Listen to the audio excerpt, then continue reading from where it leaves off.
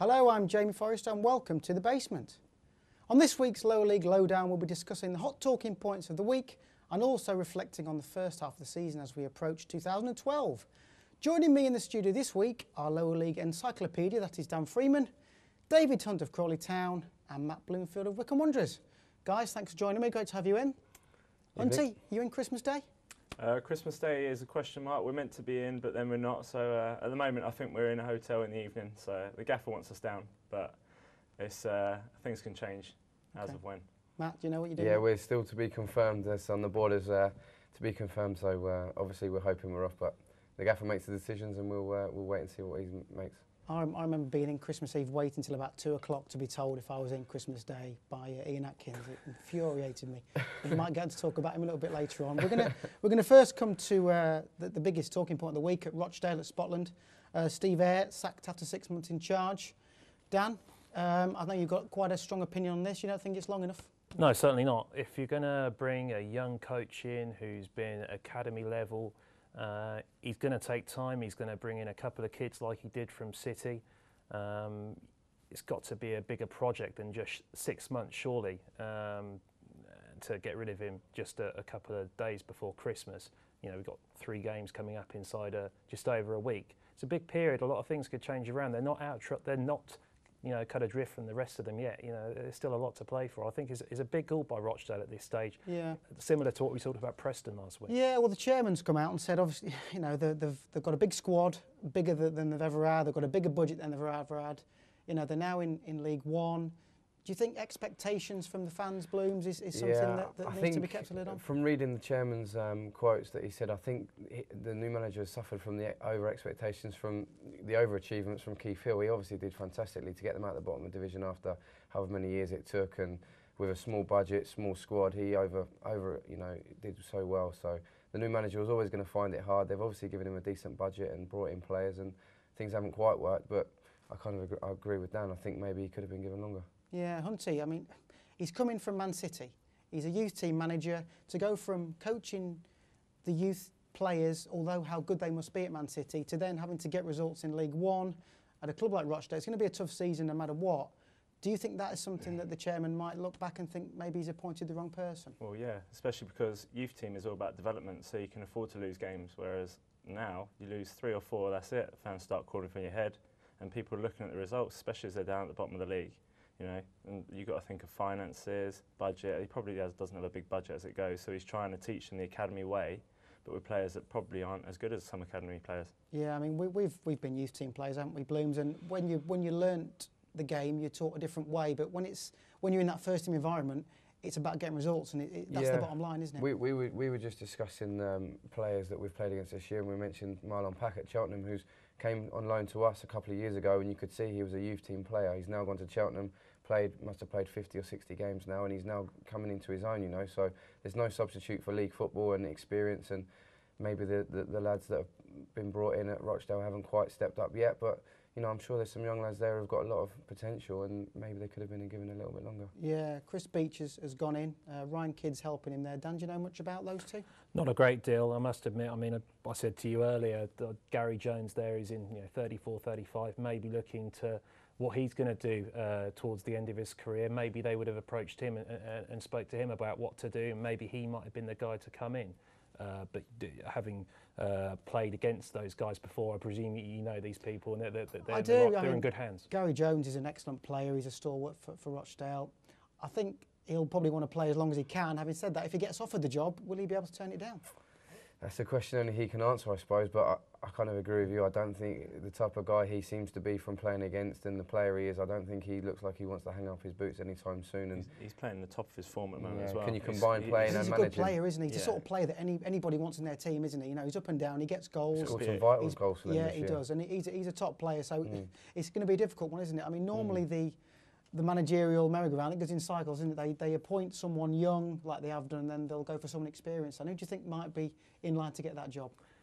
Again, we were talking before, and a couple of names come up who's already been brought up today. Ian Atkins, I'm not saying that because he's been out the game. But somebody in that role, a firefighter. Someone who's going to come in and they're going to all of a sudden just, there's going to be a honeymoon period, and that's literally all that they looks like they need to get going. Yeah. But an interesting point I just want to bring up with these two guys is, obviously Steve Ayres coming, I think he's 36, 37. He's quite young, and there's guys like Gary Jones who are near enough his age. How does that affect the team when you're going to be managed by someone of that age? I think it all depends on the player, to be honest with you. He's obviously respected well at the club, and I should imagine he's been skipper there for many years now. I think he would know the club like the back of his palm and get on well with the lads. So it would be a good appointment. But like you said, it's a real. If you offer the job to him, that'd be one of the toughest decisions I'd imagine he'd have to make. Yeah, we've got a caption, I think, of Steve Ayres' record, if we can get that up. And unfortunately, it doesn't look great reading. Obviously, only one, 4 wins in 21 league games. Third from bottom in League One. It's a tough league to stay in once you get promoted. I mean, we're going to talk about with you, Matt, later. But once you go to League One, it's a big difference, isn't it? It's a big difference. I mean, the top teams have got a budget well and above the lower league. The lower teams. So we look at like Huddersfield. Yeah, that's in a different league to teams. The top 5 or 6 kind of pick themselves before the season's even started, just down to resources and finances, and it makes it hard for everyone else to scrap around that. So I'm not surprised that Rochdale have found it tough this year, because they did overachieve with Keith Hill, and whoever was coming into that job was going to find it hard, because they'd done so well, and to keep that upward spiral was always going to be hard. I think Hunty, maybe Keith Hill probably left at the right time. He probably thought he'd taken them as far as he could. Obviously, he went to Barnsley in the Championship, so he's not going to turn that one down. But whoever came in, it's going to be a tough one, especially if you're a rookie manager, isn't it? Oh, definitely. And Keith Hill's proved that he's a good manager by doing the same at Barnsley now. So yeah, it's big boots to fill, and he hasn't managed to do it. But these managers are under so much pressure. I do feel for them at times. I just think it's a shame that these young managers don't get given a chance, because unfortunately, he may not get another chance in management. Well, that's the thing. If you look at that record there, not many want to take him. That's right. We're going to move on to the new stadium at Rotherham, the New York Stadium, as it's going to be called. We're going to see shortly the video of how the stadium's going to look. But we've got on the Skype wall, we've got Paul Douglas, the Chief Operating Officer at Rotherham United. Hi, Paul. Good evening. Good evening. Thanks for joining us. Looks very exciting. I'm sure you're very excited about it. How's it going to change the fortunes of the club? Well, we hope dramatically. We've spent the last 4 years working towards this time, and it's not been an easy period. I can tell you. Don Valley Stadium, the people there have been fantastic for us, but in many ways, it's been for our supporters, it's been a real test of their resolve. We've asked them to go and watch games in Sheffield, which for a lot of them is a taboo to begin with, and then it's at a stadium that's 25,000 seats, which is huge for our needs. A running track around it, so you're a lot further away from the action than most football supporters would like to be. And weather-wise, it was built for summer sports. So it's been a difficult time for our fans, and for them now to see this new stadium being built in the town and coming back into Rotherham is very exciting for them, and then certainly very exciting for us. Well, you said there's been a lot of hard work. This is probably getting to the business end of it, where people are actually seeing the reality of it. But how much hard work has gone in behind the scenes that people won't be aware of? Our chairman's resolves remain solid, and behind the scenes, he's worked extremely hard to bring in different partners, both public and private, to work with us on this project, and ultimately now we're seeing the results, which is a really iconic building in the centre of Rotherham. It does. It looks fantastic. We've noticed that the average attendance just recently has been just over 3,000. A lot of that is due, like you say, to playing outside of Rotherham. Do you now think that you've got a 12,000 seater, you'll be able to attract a bigger audience?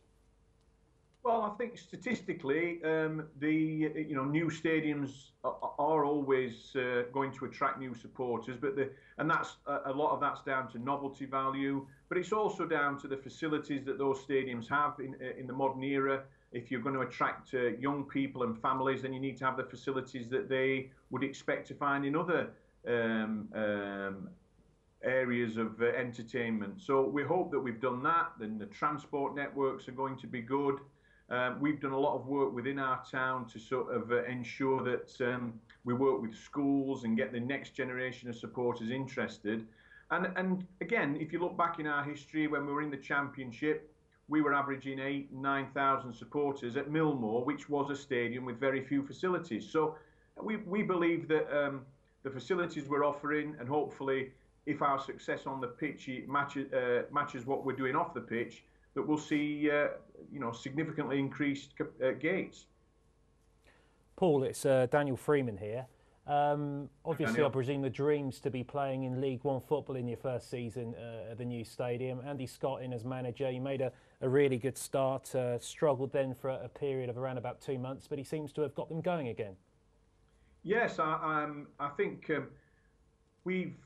none of us expected it to be easy this season. I think we all felt with the teams coming down and coming up that League Two this year would be a more competitive division than it was last, and that's proving to be the case. I mean, we've started like a house on fire the last 2 or 3 seasons, and got to Christmas and the New Year in a very strong position. And this year, that's not proved to be the case, but we're still in there. We're still confident that we will be there or thereabouts at the end of the season. But it's a tough division, and certainly what we've found is if you don't turn up on your mettle, then you'll lose. It doesn't matter who that you're playing in and where they are in the table. You will lose if you're not on your mettle, and we've found that to our cost 2 or 3 times this season. Paul, it's David Hunt here at Crawley Town. We played you earlier this season. Do you feel that you've managed to replace Lafondre yet? Because you said about starting off well this season, but since you've sold him, you seem to have had a bit of dip in form. Yeah, I think, obviously a player of that calibre, you're always going to struggle to replace them. But if you actually look at the stats, David, you'll see that it's not really goals for that have been our problem this season. It's been our ability to defend, and that's been largely down to key players being injured. And having the sort of injuries that keep them out long term. I think if you look at for example, look at away games, we've scored more goals than any other side in our division, but we've actually conceded more goals than any side bar one. So, if you ever want to see an entertaining game, go and watch Rotherham United playing away from home. At home, we've been sort of mid-table on both those stats, but ultimately, goals for, I don't think we're doing too bad, and if we can tighten up at the back, which we fortunately appear to have been doing, although we weren't too tight against you, Dave, I'll admit, then we believe we can be competitive for the rest of the season. Well, Paul, it looks a fantastic stadium, and wish you all the best for the future. Thank you very much for joining us. We'd also like to thank GMI Construction for allowing us to show that video of the new stadium. We're now going to take a short break where we'll come back and review League One. See you in a few moments.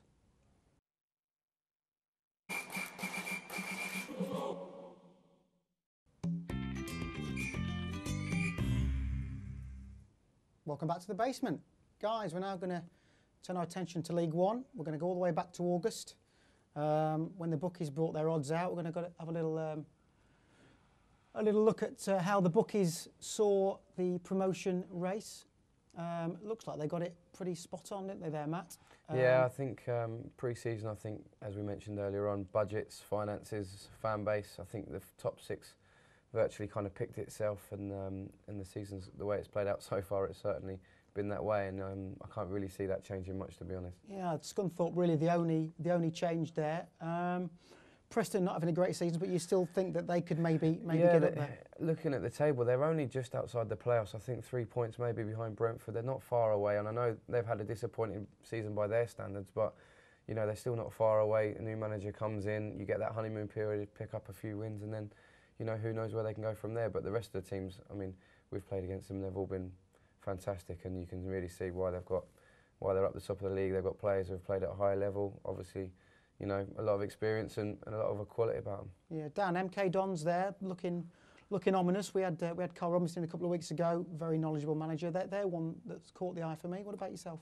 Well, the key for me in terms of MK Dons is Carl Robinson, making sure that they can keep hold of him. He seems fully committed to the task at Stadium MK, and he's got a great relationship with the chairman. Yeah, I think also John Gorman works well with him. John was my manager at Wycombe, and he's absolutely brilliant. He's a great guy, a great football man, and I think they bounce off each other well. From speaking to John, they do bounce off each other well. Carl said when he was in that he didn't know John. He didn't want his assistant. He didn't want him as a friend. He wanted someone he didn't know, someone could bounce things off, and he said he's been absolutely fantastic, and you can obviously vouch for that. Yeah, his enthusiasm for football is just, amazing. Yeah, he's been brilliant. Yeah, he's got a very good name. He's worked at the top with Glenn Hoddle, and I think when you have a young manager, they always like to get a bit of experience. It looks like it's working at the moment, doesn't it? Looking at Huddersfield, their top scorer, Jordan Rhodes. Do you know much about him? He came on loan as a 17-year-old to Oxford in the conference in around From about Ipswich? 2007 from Ipswich. And he went straight in. Jim Smith took him on, and he was phenomenal. For a 17-year-old lad, he had a great attitude. He spoke such a very good game, and he came in and scored some great goals. He got kicked left, right and centre, you can imagine, by the big conference defenders. But, he left after a month. It came for a month. Normally these are extended. This wasn't, because he was doing so well. He went back to Ipswich, and I think, young man on the end there, also played in as well. He came on loan. Came on loan to Brentford, and again he took it by storm. He was on fire, but one of the best things about him, he's one of the nicest lads you'll meet in football. Good. Very grounded. I know he's from Huddersfield as well, so he's there, and it's proven it now with his goal ratio and internationally as well, not just for club. Well, we're going to bring up the graphic of the top scorers in League One. He's out on his own. I mean, 17 before Christmas blooms. That's pretty impressive. Do you think they can keep hold of him? I think if anyone can in our division, then maybe it's Huddersfield, because they've got the backing of the finances to maybe give it another 6 months till May, and if they can get themselves out of the division, then he'll be happy there. But there's no doubt that there'll be bigger clubs sniffing. And he was a young lad when I was at Ipswich. He scored 30, 40 goals every year coming through the ages, and it was a strange decision when he left Ipswich, to be honest. But he's obviously proved them wrong, and good on him, and I'm sure he'll go up and play on the top flight and score goals there as well. Well, we see when players leave clubs to go down the ladder, we kind of assume that they're not good enough. But in this case, do you think he was good enough to make the grade at Ipswich? I think the problem he had was that Connor Wickham was just coming up behind him, and I think they maybe saw him as a bigger prospect. I don't know. I'm kind of trying to second guess the situation, but like I say, Jordan always scored goals. He always promised to go on and score goals whatever level he played, and when he left, it was interesting to say the least. But I know a lot of Ipswich fans who were not happy at the time, and obviously not impressed now either. Yeah, well, he's obviously done very well, and it'd be interesting to see what happens in January. Huddersfield, like you say, Huddersfield have got the resources, but are they going to stand in its way? We've got Richard Lee, Brentford goalkeeper, on the Skype phone. Richard, are you there? Good evening. How are we doing? Good evening. Nice of you to join us. Thank you very much. Has he stuck many past you this season? Well, who's that? Jordan Rhodes. Yes, he did indeed. Yes, did he? we got some comprehensively 4-0 at home. They were very good, and he was very good in particular. So it's no surprise that clubs are looking at him, and certainly from a higher division. No, I mean, massive credit to him. He's been phenomenal, and it's relentless as well. It's obviously he's making the headlines early season, and he seems to be going from strength to strength. So no, it'll be an interesting one for Huddersfield in January, I'm sure, as to whether they can hold on to him or not. Okay, well, we're going to talk about yourself and Brentford. Currently having a good season, big few games over Christmas. How do you see the rest of the season panning out for yourselves? Yeah, we've made obviously we're approaching the halfway mark now. We've made a very good start, and we're pleased. I think if someone had said at Christmas we'd be in the playoff places, and obviously we would have taken it. And I think that we've had a lot of lessons on the way. I meant just saying about getting beaten heavily by Huddersfield. We had a couple of others around that time as well. But we've shown a good resilience of late. Defensively we're looking pretty solid, and we're getting some good results away from home. I think we've only lost the one game all season. So I think we've set ourselves up nicely. We've got a few big ones over Christmas, and we can still be there or thereabouts come mid-January. Then why not? Well, I think we've got the top 6 of League One. We can just have a quick look at. I mean, you're well in the mix there, aren't you? Obviously, six points behind MK Dons, but there's certainly all to play for, isn't there? There is, and I think it's obviously the top 5 have been very, very good, and they're I'm sure obviously most bookies will have them as certs for promotion and playoffs. But that being said, it is still early, and we've got MK at home and Charlton away as well in the next 2 in the next 3 games. So, you know, a couple of good results there, and you're right in the mix. So it's, you know, I think it's as well a lot of it is try not to lose sight on the fact that it's a lot of it's about points totals. You know, generally speaking, if you can get in the mid-70s, then you know most seasons you will make the playoffs. So I think as long as we kind of keep our eyes on that and keep chipping away with the points and you know, and stay there or thereabouts, I'm sure we'll be fine. And who knows, you got a good run and you might even be able to push the top 2 or 3 and really get amongst it. Richard, it's Dan Freeman speaking here. I noticed after your game against Stevenage a couple of weeks ago when you lost at home that there was a few boos around. Have you noticed the expectation level amongst the fans at Griffin Park rising up a notch since UA Rossler and some new players came in the summer? Yeah, I think it has. I think it's spot on. I think it's natural that would happen. And I suppose the frustrating part, it's been as frustrating for the players as for the fans, is that for as well as we're doing, our home record is very, very poor. You know, I think we're in the bottom probably 3 or 4 for our home record. We just, you know, I think we've lost 5 already at home, and obviously only the one away. So it's kind of, you know, it's great in a way that we do go away and we are as resilient as we are, and we're getting result after result. But then obviously you want to come home and you want to show your fans what you can do. And for whatever reason, you know, we've, like you say, obviously lost to Stevenage and a few others, and then we'll go and beat Leyton Orient 5 and Bournemouth 6 at home. So we, you know, that's something we need to sort out. We need to turn Griffin Park into a bit of a fortress. And I think providing we can do that, obviously maintaining the away record, then, you know, we'll be really serious contenders. Richard, thank you very much for your time. Hope all goes well over Christmas, and hope to speak to you again in the new year. We're now going to turn our attention to the other end of League One. We have our guest on the Skype phone. We have Lee Beavers from Walsall. Lee, how are you doing? Hello, Jamie. You okay? Yeah, thanks for joining us. You just slipped into the bottom 4, Lee. What's going on? We've had a little bit of a up and down year, really. We've been playing some all right football, really. It's just we've been sort of conceding late on, which has managed to keep us down the bottom. But hopefully we can turn it around in the new year and try and pull away from the bottom 4. Yeah, a bit of a surprise for me that you're in the bottom 4. Got some good players, you know, got a decent squad there. But League One League One is a very tough league, isn't it? It is this year. Say you look at the top end of the table and you've got teams up there. So like you've got Charlton, Sheffield Wednesday, Sheffield United, who over the past couple of years have been fighting for the Premiership, and obviously they find themselves in League One at the moment. So you say it is a very tough league. Yeah, you had a spell in goal this season. Is that right? Tell me more about that. Yeah, it was unfortunate to have the goalkeeper sent off against MK Dons. We didn't have a goalkeeper on the bench as we was at home and trying to have more options on the bench, and it just fell to me that I had to go in goal. Unfortunately, I couldn't keep a clean sheet, but we conceded straight from the free kick as well. Really, that doesn't surprise me. I've seen you in goal on the training pitch, mate. We've got Dan who wants to ask you a question. Yeah, good evening, Lee. You've got Dean Smith as your manager. Did a really good job in keeping the club up last season. We've been talking about young managers getting their chance in the game, and he's taking it at the moment, but the club have got to stick with him, haven't they? Yeah, certainly have. You say he sort of like kept the club up last year when he obviously came in when it wasn't his team. Really managed to turn it around and keep the team up. And now he just needs to push on and stick with him. As you can see, sort of like the last couple of games and the results that we've had, he's starting to turn things around, and just need to stick with him. And then hopefully we can pull away from the bottom 4. Lee, we've got you down as a utility player here at the basement. Where have you been playing most of your football the last couple of years? Utility. Got me down to a T there. So I've been playing right back and centre back, left back, really over the last couple of years. So say utility is definitely right, really. Well, we've got a couple lads who know you. We've got David Hunt from Crawley, and we've got Matt Bloomfield in the studio. They said they both know you. I think Hunty wants to ask you a question. No, Beeves, I think you better nail on the head there, mate. You're definitely a utility player, aren't you? Oh, definitely, mate. Nowhere being able to hold my position down anywhere, really. It's just basically anywhere there's a hole, I'll fill it. So what's in store over Christmas, Bees? Has he got you in on Christmas Day? This year, yeah, we have. We've got day off Christmas Day this year. It's the first time for a while that I've actually had it off, so I'm looking forward to really spending with the family.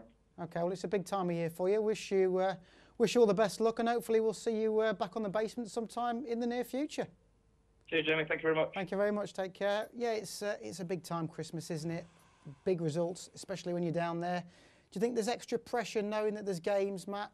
you know, sort of four games in you know, a short space of time? Yeah, I think obviously every club looks at it as there's 3 games in a week, 9 points on offer. How many can we get, and can that really affect us? You know, if you get 7 or 9, then it really pushes you up. If you get none or 3, then you're obviously going to struggle. So it's a big week for a lot of teams. There's obviously a lot of teams that are looking to get out of the position that they currently find themselves, us being one of them, and we look forward to the week ahead. And you know, like we say, it's a good opportunity to try and get some points on the board and really prepare yourself going into January. I think it's big for the clubs to show how strong in depth their squads are as well. Because well, as we're coming up to Christmas, I'm sure your manager have said it. They say every player is going to be needed, prepare properly, and it's the cliche, but it is very true, isn't it? Yeah, very true. Like you said, you had like 3 games in the matter of like 6-7 days, and you know, physically you can't really play all those games. Well, if you get any little knock, you're not going to recover from the next game, are you? You know, in all honesty. No, not at all. So yeah, this is where clubs are going to show how big their squads are and how important they are. Statistically, Dan, when we get to the new year after the Christmas fixtures, most teams in that bottom area kind of tend to stay there, don't they? Is that something that you think's true? It's hard to get out of a rut. You come into bleak midwinter, and you're looking around you, and there's all of a sudden the teams at the top seems to get more of the rub of the green. You know, again, it's a cliche, but it does happen. And the teams at the bottom, when you're looking for luck, it just doesn't happen. A team at the bottom will always have injuries. A team at the bottom will lose their star player or something like that. But yeah, it's generally true. If you are down at the bottom come Christmas and you can't get a couple of results in that vital period, then unless you can go on a cup run, of course, if all of a sudden you're in the cup, and those two sort of interlink sometimes. So yeah, very interesting time. We can. Okay, good stuff, guys. We're going to take a very short break. Back in a few moments.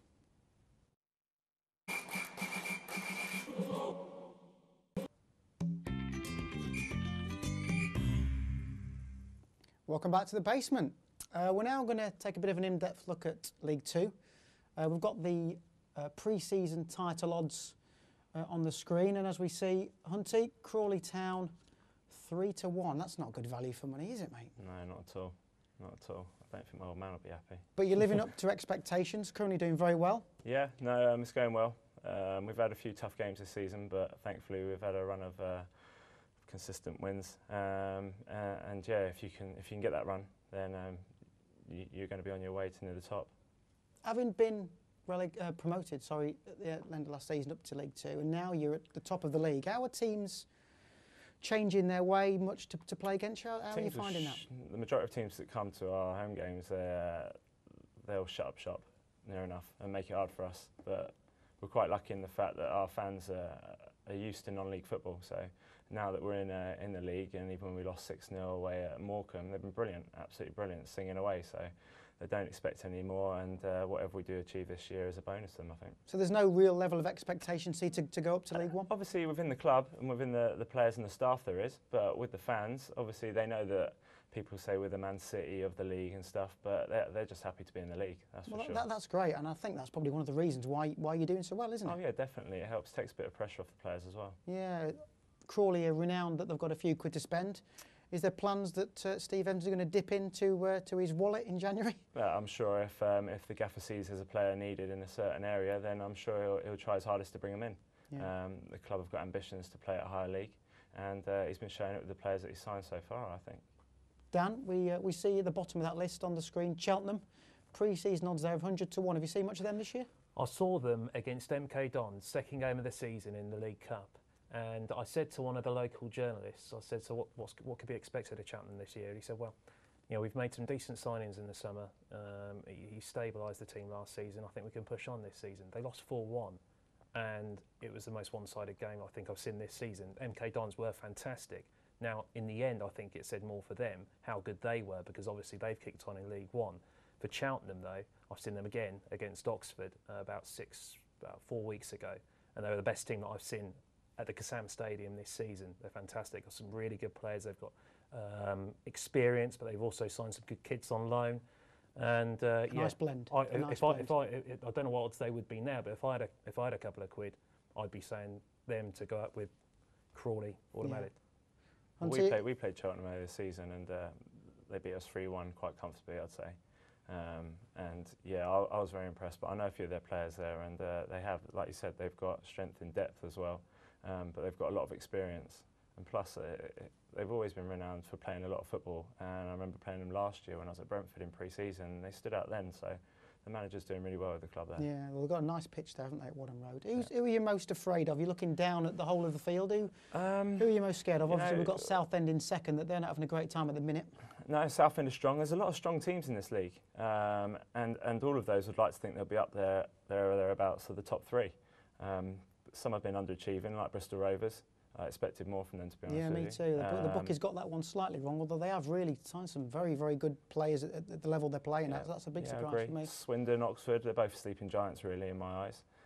Swindon played well against us. They like to play football, but yeah, it'll be a tough game playing them away. But there's a few they should be up there. Burton have been a surprise package for me. Okay. They've been under the radar. I think Shrewsbury. I fancy them to go up this year, just because they've been there or thereabouts the last couple of years. They were so close to coming up with us last year, and they've got some really good experienced lads who have nearly done it for the last few years. And I've got a sneaking feeling that they're going to do it this year, because there's a good club, good new stadium, a manager who obviously knows the league very well, and some good players. And I kind of fancy them to maybe sneak into the top three this year. Yeah, it's always interesting, League Two, because that extra playoff place, it gives a lot more teams a chance to get there later on in the season. We've got Morecambe goalkeeper Barry Roach on the Skype wall. Barry, how are you doing? I'm not too bad, thanks. Great, thanks for joining us. You all ready for Christmas? So you got some decorations just in the background there? Yeah, we actually put them in the decorations just before the video started, just to make it look at least a little bit festive. Cool. How's your season going so far? We obviously were talking before we came on about the playoffs that you achieved last season. How's expectations living up? To be honest, we started off very, very well. You know, the first couple of months got ourselves at the top of the table, but it's just gone a little bit pear-shaped in the past month or so. We've been playing pretty well, we feel, but we've just not been getting the results. And whereas early on in the season we were scoring a lot of goals and conceding a few, it seems to have changed around now, where we haven't hit the target in the last 3 games, I think, and we've conceded a few goals. So we don't feel we're far away, but we just need to sort of get back to doing what we were doing a few months ago, and we shouldn't go far wrong. Do you feel? Sorry, Barry, it's Daniel Freeman here. Do you feel as if you've settled into your stadium more so this season? Because obviously it was new last year, and teams would genuinely go there and enjoy playing there. New pitch and a new stadium. But this season, have you made it more your own? Yeah, without a shadow of a doubt. Our home form still hasn't been great, but I think the problem with last season is we never got to play on we never got to train or play on the new pitch in the new stadium before the season started. And going into our first couple of games, it was really like being away from home. But the new gaffer's come in. He's made a couple of changes to our training regime, where we're based at the ground every single day. We train on the pitch and the surrounding areas quite a lot. All the barriers have been painted red. The fans have they've put all their flags in the back of the goal mouth and left them there day in for every game as well. So it is certainly starting to feel a lot more like home. Just unfortunately our results haven't really shown that. Barry, it's Matt Bloomfield from Wycombe Wanderers, mate. Your manager, obviously, I played against him quite a few times down the years, and he was a fantastic defender. Obviously, he settled into management quite well, and he seems to be doing really well. What are your thoughts on the way he's gone about his job? He's done really, really well, because I think it's always a little bit difficult when you go from straight away from being one of the lads, having all the banter in the dressing room to being the gaffer. But he's taken to it really, really well. He's completely changed the way we do things. The training regimes, the methods that he uses. But he's been absolutely fantastic, and I can't praise him highly enough. Barry, Christmas coming up. What are your fixtures like? I'm going to assume you've got a couple of longer journeys in there, looking at where you're located. No, to be fair, we're quite lucky actually. We've got Accrington at home Boxing Day, Burton at home New Year's Eve, and then Crewe away on the 2nd. So we're quite lucky in that respect. Having said that, Accrington have been going well lately, Burton have been going well lately, and Crewe beat us a few weeks ago. They're all tough games, but on paper they're all winnable games. And as I said earlier, we don't feel we're very, very far off from putting things right, and we'll be aiming to do that over the Christmas period. Excellent. Well, okay. Well, you better get cracking with those decorations, because that one looks a bit sparse there. So, well, thank you for your time. All the best over the Christmas period, and hopefully we'll speak to you again on the show in the new year. Thanks very much. Lovely. Cheers, mate. Thanks a lot. All the best. Thank you. Take care. Yeah, Morecambe are one of those teams that they can beat anyone on the day, can't they? But can probably lose to anyone as well. I know about that. Yeah, we played them. We lost 6-0, and it could have been more. It was one game. So it is a hard place to go at times, but in the past month, teams have gone there and taken points, so something's dipped. Yeah. I think Dan's point was good as well. So yeah, just last year I think maybe they struggled because their old ground, no one liked to go in there. It was a great ground. I think they picked up a lot of points because it's a long trip for everyone. Now people go to see a nice new stadium, nice pitch, and I think maybe teams got lifted a little bit of that from that. Whereas before you went to their old ground and it wasn't so nice. It wasn't, no, but they can take full advantage of that. We're going to talk top scorers now. We've got Izzy McLeod on the Skype phone. Izzy, how are you doing? Yeah, good, thank you. How are you? I'm great, thanks. Thanks for joining us. Now, all good strikers know how many goals they've scored, so hit me with some stats. Hello? Hit me with some stats, Izzy. How many goals you got this season? It's a really bad line. I can't really hear what you're saying. We're just saying you're the top scorer in League Two. How many have you got this season? No, we're losing him. Well, I can tell you guys. He's got 17 goals in League Two this season. He's top scorer in League Two. Can you hear me there, Izzy? No, I think we've lost him. He's we had his assistant manager on Graz a couple of weeks ago on the show, and he was saying that he was possibly too good for League Two and should be playing a lot higher. He's had a few injuries. Dan, do you think he can play a lot higher? Certainly. I saw him a couple of weeks ago against Brentford in the JPT, and against higher league players, he was still the standout player for Barnet. He scored something like, correct me if I'm wrong, something like 34 goals this calendar year. You know, Robin van Persie sort of like figures there. He's had problems in the past. He had a big move to Charlton, picked up a knee injury, and was available on a free transfer out of nowhere. And Barnet said, "Well, we'll have some of that." He kept him up last season. They should have gone down without him. And now, again, he's just signed 1-year contract. I'm sure there'll be teams up there that just got to take a chance on him and take a chance on his knee. Well, last year when I was at Brentford, he came on trial, and it didn't seem like they were interested. But you could see that he's just come back from injury, and you've got to allow him time.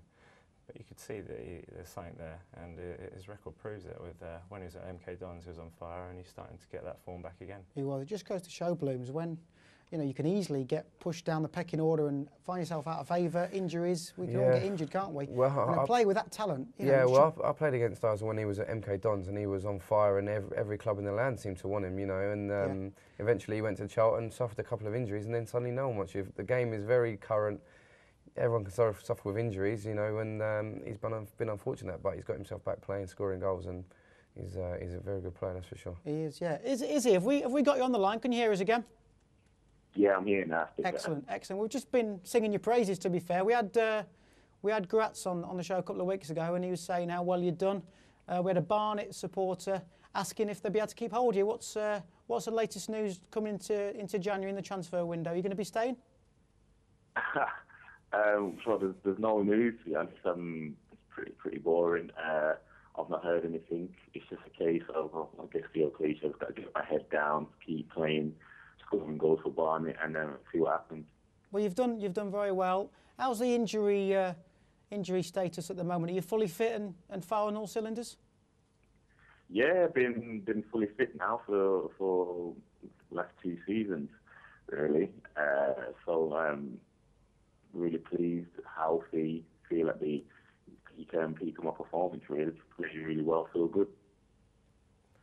It's Daniel Freeman here. Barnet, of course, finding themselves near the bottom of League Two at the moment. You had a real poor patch a couple of months ago, but in recent weeks, in fact, you've actually picked things up. And a 2-2 draw with Cheltenham last Friday night as well. A team that are firing all cylinders at the moment. Must have been a big confidence boost.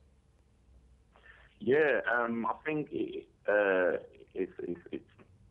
a sense of how far we've come as a team and a squad, because we were disappointed that we actually only got a point from that game. I think on the night, both teams played really well. It was a really open game, but I think we felt a bit hard done by some of the decisions that went against us that game. But we went behind twice, we got back and ended up getting a point. Like you said, they're on a really good run. So yeah, no, we were really pleased. Things are going well at the minute, and hopefully we can continue and climb up the table. Hi, it's Matt Bloomfield from Wycombe Wanderers, mate. Just a question about your knee, really. Obviously, I suffered from a bad injury with myself in the past, and I think even when you recover from that, you do your rehab and you get playing again, it still takes a little bit of time to get that sharpness, get that fitness, and I think we can all see that it's taken that a little bit of time to get back, but now you feel fully back to your best. Well, yeah, I mean, when I actually had my major knee operation when I was at Charlton, this was a few years ago now, the surgeon told me that it's going to be about 18 months until I'm back physically at what level I was at. And obviously me not playing at that time is kind of harder because you just train and you're not playing every week, so it is kind of harder to get back to the level you were. But yeah, I mean, like you said, it's taken me a little bit of time, but I'm finally at a level where I'm consistently playing well. I feel as sharp as I ever felt. And yeah, everything's good, fit and healthy, and hopefully, fingers crossed, I stay that way. Well, Izzy, thank you very much for your time. Glad to get you on the phone eventually after that poor signal. But keep up the good work, whether you stay at Barnet or move on to a higher level. Good luck with everything over Christmas and into the new year. Thank you very much. All right, thanks a lot. OK, we're going to take a very quick break. We'll be back very shortly.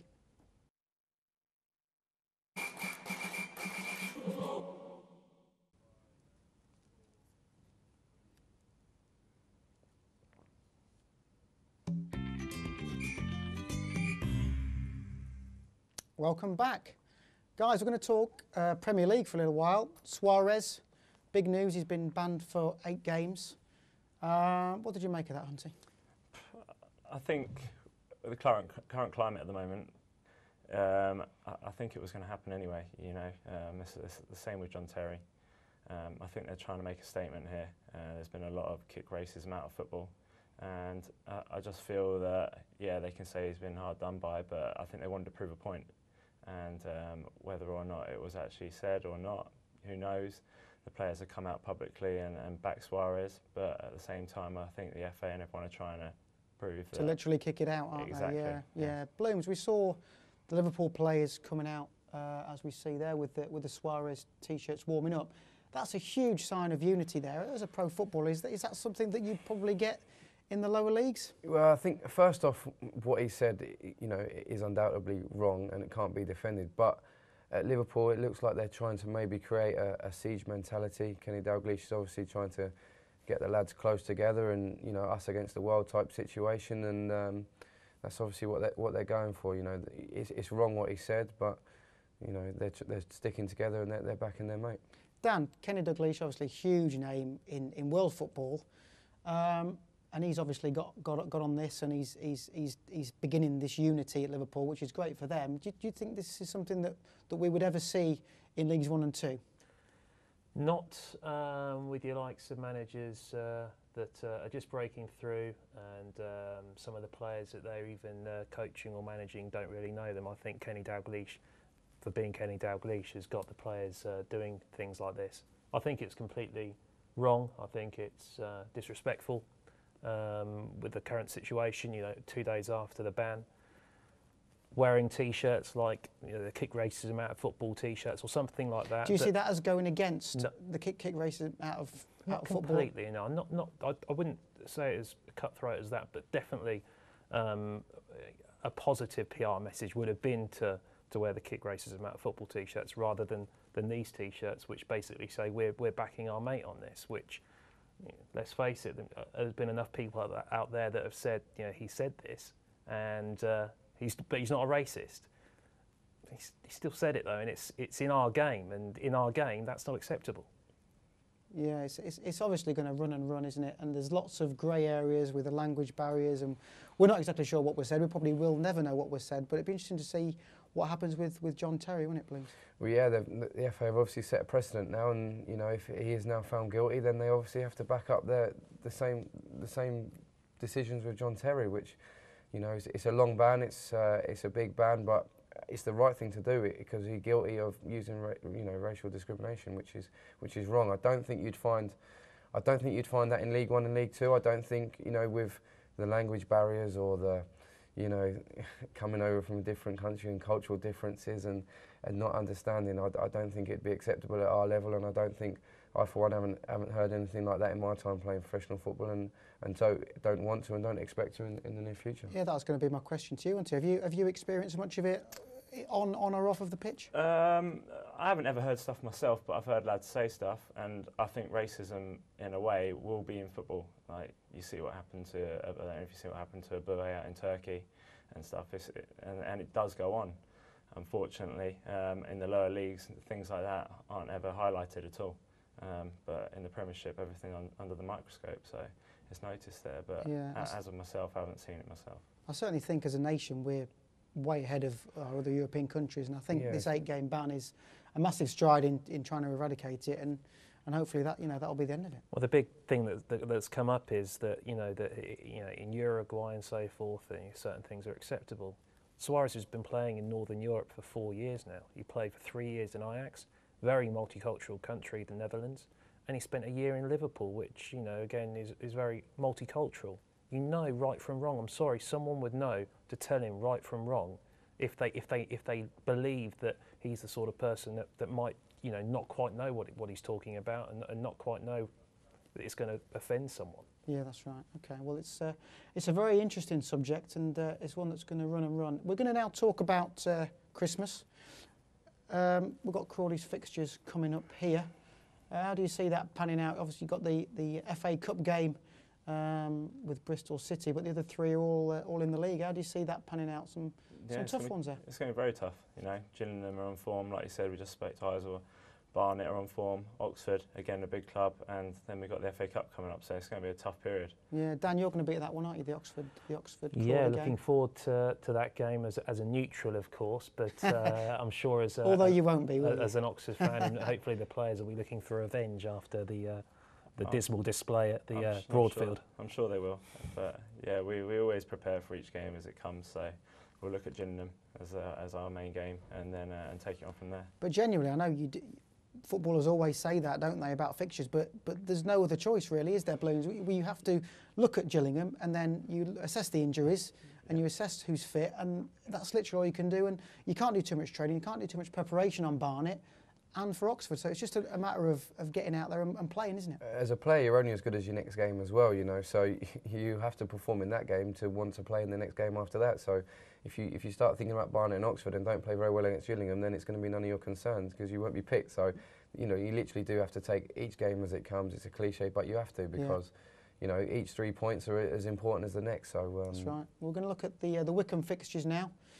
Exeter, Stevenage at home, Bournemouth away, which is a bit of a tricky trip there, isn't it? Bit of a longer trip than you maybe would have liked, and then you've got the one home to Huddersfield on the 6th of January. Yeah, again, we're just looking at Exeter to start off with. That's a game. Obviously, another team who aren't too far away from ourselves, and both teams will be looking at it as a huge 3 points if that's such possible. But it's a big game as are Stevenage and Bournemouth, and we're really excited about the Christmas period. We're really looking forward to it, and we can't wait to get cracking, to be honest. Have you been set any targets over the Christmas period? 4 games?